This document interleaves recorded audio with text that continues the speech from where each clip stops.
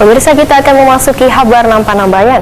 Dinas Pendidikan Banjarmasin menghentikan pembelajaran tatap muka 100%, dan kembali memberlakukan pembelajaran tatap muka 50% terhitung 7 Februari 2022.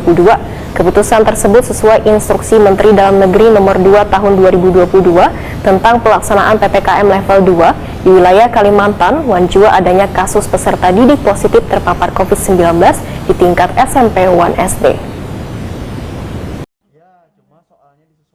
Dinas Pendidikan Banjarmasin menghentikan pembelajaran tatap muka 100% dan kembali memberlakukan pembelajaran tatap muka 50% terhitung 7 Februari 2022.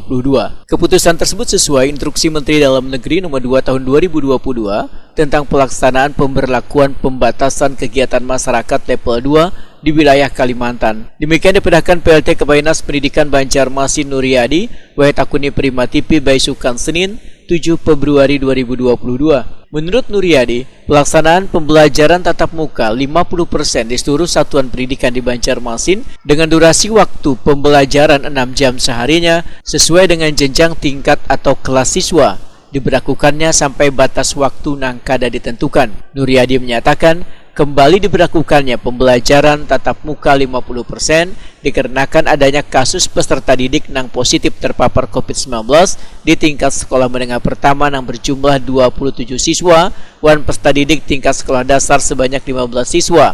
Adanya kasus tersebut, maka Dinas Kesehatan Banjarmasin melakukan tracing tes swab antigen dan PCR secara acak.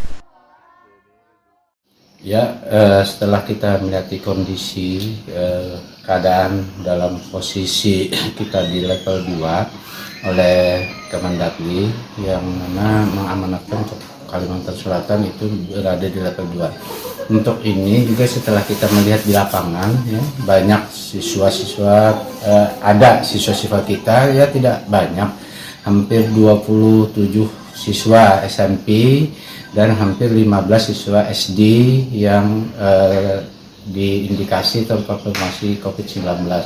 Nah, dengan langkah-langkah itulah dinas berkoordinasi dengan pimpinan, gugus tugas daerah sehingga kita ambil kesimpulan bahwa untuk pelaksanaan PTM kita adakan dengan 50% kehadiran di sekolah.